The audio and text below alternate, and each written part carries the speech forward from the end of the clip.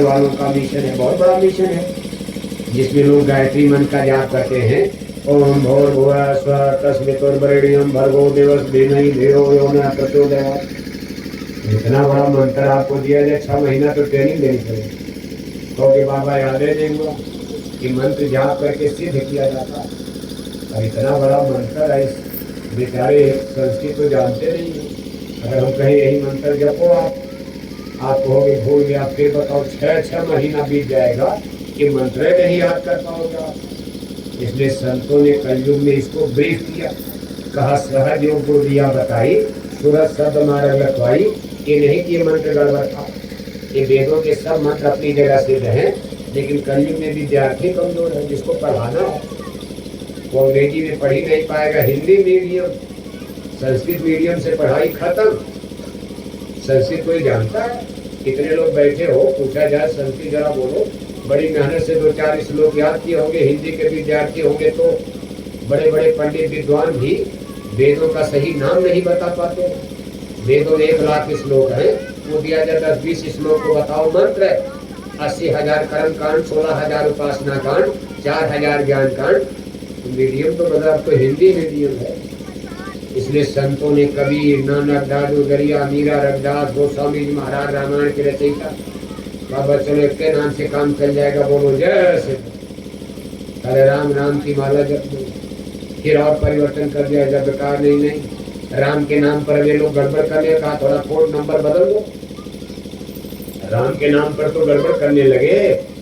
और जय श्री राम, राधे श्याम, सीता राम, राधे श्याम, सीता राम। दिन भर राम राम, शाम को लिया 200 ग्राम कर्नाटक लोग। दिन भर राम राम, शाम को अंडे खाए, शराब पिए, का कोड नंबर बदलो। भगवान नाराज हो रहे हैं, अब कोड नंबर बदल दिया जाए। जैसे मोबाइल का नंबर बदल दिया जाता है, घंटी वहाँ बत्ती वहाँ बत्ती, भगवान ने अपना कोड नंबर ही बदल दिया। कहा मछली अंडा खाकर मेरी पूजा करोगे, मेरा नाम बदनाम कर रहे हो। भगवान राम ने कभी मांस खाया था? भगवान योगेश्वर श्री कृष्ण जी महाराज मांस खाते थे? रामायण, गीता, वेद, भागवत में कहीं मांस खाना लिखा है? भगवान का नाम बदनाम होने लगा। भगवान ने कहा भाई जाओ, और वहां से महापुरुष जन्म इसीलिए बार बार लेते। एक के मास्टर से काम चल जाए तब तो फिर क्या जरूरत है? अगर राम से काम तो फिर पाने की क्या जरूरत है? अरे कहा महाराज फिर गड़बड़ हो गए, जाओ जल्दी और कोड नंबर बदल दो। और ये कितनों राम राम चिल्ला मेरे पास नहीं आता। ये एक जमाना था कि राम नाम पर पत्थर टल गया। कितनी बड़ी स्पिरिचुअल पावर बताओ आप। राम नाम लिख दिया, समुद्र में पत्थर फेंक दिया, तैर गया। और आज आपकी पीठ पर राम नाम लेके समुद्र में फेंक दिया जाए तो 2-4 मिनट में राम नाम सत्य हो जाए। पत्थर को कहोगे आप ही नहीं तैर पाओगे, मर जाओगे, तैरने नहीं आता मरी जाओगे।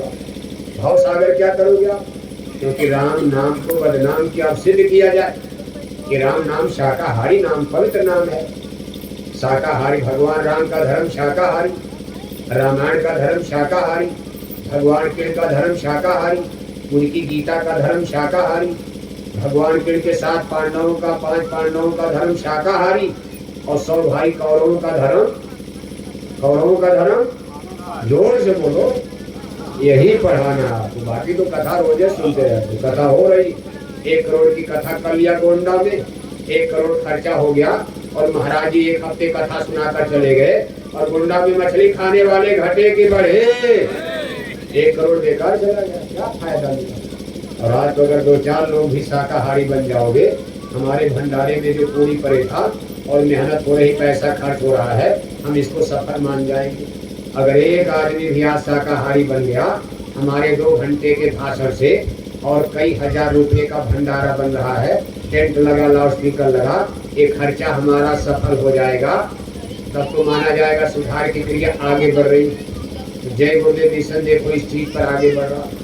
मिशन तो बहुत, लेकिन प्रचार इस तरह अपना पर्चा पोस्टर छाप कर, बोरा पहन करके, शाकाहारी जैकेट पहनकर, बड़े बड़े घरों की औरतें देख रहे हो, जिनका घूंघट में घर में कोई चेहरा नहीं देख पाया, आज अपने गुरु महाराज के आदेश में बड़े बड़े ब्राह्मण, बड़े बड़े राजपूत आपके गोंडा जिले में, ऐसे ऐसे बड़े घरों की औरतें, देवियां शाकाहारी जैकेट पहनकर मीराबाई की तरह से अपने गुरु भक्ति में, और देखो गांव गांव घर घर जाकर गोद लेकर एक एक गांव की जिम्मेदारी लेकर घर घर में पर्चा बांटना, समझाना, बताना, औरतें औरतों में समझा रही, भाई लोग भाई में समझा रहे, यही तो प्रेम का समाज बनेगा। यहाँ देखो ब्राह्मण से लेकर छोटी जाति हरिजन तक इस सत्संग सभा में सब आप देख रहे हो। और छोटी जाति के लोग भंडारा बना रहे, ब्राह्मण ऐसे ज्ञानी और उच्च वर्ग के लोग भंडारे में खाते हैं, यही तो प्रेम होना चाहिए। बुरे काम की छुआछूत रखो। आप कोई शराब पीता मांस खाता है, उसके साथ हाथ का मत खाओ। लेकिन अगर सिवरी कोई बन गया, भक्त बन गया, तो जब राम ने कोई परहेज नहीं किया तो आप राम से बड़े हो गए। अगर वो किसी छोटी जाति से बड़ा नहीं कोई होता, ऊंचे कुल में जन्म करने नहीं चाहिए। इसलिए जय गुरुदेव मिशन की तरफ इतनी बड़ी जब मेहनत हो रही है, और आगे गोंडा में इसका परिणाम जब आएगा, पूरे गोंडा में मछली अंडा शराब की दुकानें बंद हो जाएंगी। जय गुरुदेव नाम को लोग याद करेंगे। उस दिन गोंडा की जनता कहने लगेगी, अरे भाई गजब हो गया, ये तो चमत्कार होगा। हम तो गोरा वालों को बेवकूफ समझते थे, जाकिट वालों को पागल समझते थे और सोचते थे बिल्कुल असंभव है, कभी नहीं होगा। ये लोग कहते थे, हम लोग इसको मानते ही नहीं थे। लेकिन आज मथुरा वाले गुरु जी का संकल्प पूरा हो गया।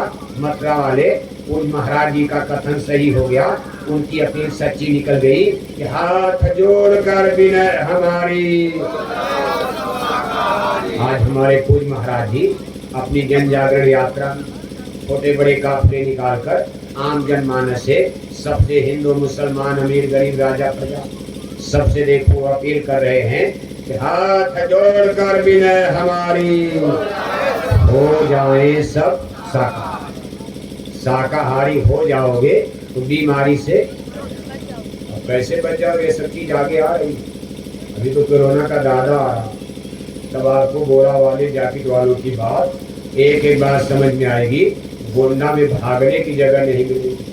आपकी बात तो कोरोना में आप बच गए, लेकिन आगे कोरोना का दादा आ रहा है, क्योंकि गुरु जी की बारी है कि बड़ी बड़ी बीमारी पाल रहे हैं।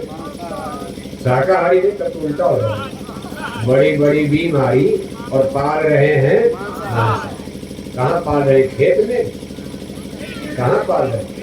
पेट में पल रहे, इसका विस्फोट होने वाला। और मांस खाने वाले घटे की बढ़े। कोरोना में तो थोड़ा घट गए थे, डर गए थे। जब कोरोना गया तो फिर अंडा खाना शुरू, फिर मछली खाना शुरू, दारू शराब पीना शुरू। तो कोरोना कहीं गया नहीं देख रहा। कोरोना कोई बीमारी नहीं, ये कुदरत का डंडा। इसी को कुदरती प्रकोप, डंडा प्राकृतिक प्रकोप, ये कुदरत का प्रकोप है। इसमें डॉक्टर क्या करेगा? इसमें कोई मंत्री, मिनिस्टर, प्रधानमंत्री, मुख्यमंत्री क्या कर सकता?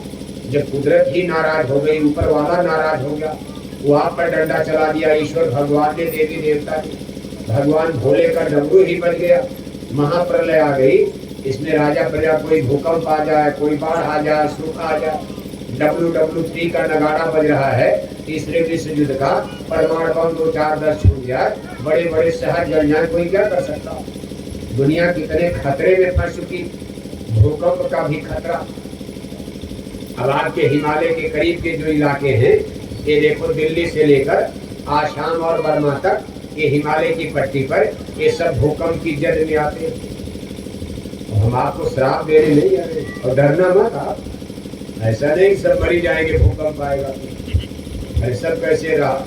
जारा नगर निमिषक माही, एक विभीषण का घर नहीं। हम तो बचने का उपाय बता रहे हैं, आपको रास्ता बताया जा रहा है। अगर कुछ भी घटना होगी, आपकी रक्षा होगी। अगर आपकी कुटिया पर राम नाम प्रभु का शुद्ध पवित्र नाम भगवान का रहेगा, आपके हृदय में, घर में, परिवार में झंडा धर्म का झंडा, शाकाहारी धर्म का झंडा रहेगा। अभी नहीं गंडा मछली वाला धर्म का झंडा टांग दिया तो बचाओ राम, बचाओ राम, बचाओ भगवान। तब तो भगवान बचाने नहीं आएंगे, क्योंकि पांडव जिस भगवान को, उसी भगवान को दुर्योधन भी तो मानो, भी तो रिश्तेदारी में थे। कौरव पांडव एक ही घर के, जो देवी देवता पांडवों के, वही देवी देवता कौरवों के। लेकिन दोनों में अंतर आ गया। कौरवों का धर्म मांसाहारी और पांडवों का धर्म शाकाहारी। शाकाहारी धर्म जीत गया, मांसाहारी धर्म हार गया। शाकाहारी धर्म केवल 5 था और मांसाहारी धर्म 100 था। 100 लोग हार गए, मर भी गए, और 5 पांडव जीत गए। और जिंदा भी बच गए। ये है धर्म की महिमा, सत्य। इसी को सनातन कहते हैं, जो कभी धर्म बदलता नहीं, जो सबका होता है, सत्य होता है, पवित्र होता। आज सनातन सनातन की आवाज कोई जानता है? सनातन माने हिंदू मुसलमान का झगड़ा नहीं। सनातन माने जो सबको समेटे, सबका है, साझे का है, जो धरती का आदि धर्म है। जब कोई जाति नहीं थी, धर्म नहीं था, तब एक ही धर्म था, सार्वभौमिक शाश्वत सनातन। आत्मा और परमात्मा, जीव और ब्रह्म का रिश्ता मजबूत करने वाला धर्म, आत्मा को परमात्मा से जोड़ने वाला धर्म, जीव को ब्रह्म से जोड़ने वाला धर्म, इसको कहते हैं सनातन धर्म। अब आप यहाँ झगड़ा करते हो, हम सनातन, अंडा मछली खा के सनातन, हम सनातन, हम सना, इसको सनातन। इसलिए प्रेमी भाई बहनों, इस चीज को आने दो, जितना आपसे हो सके सहयोग करो।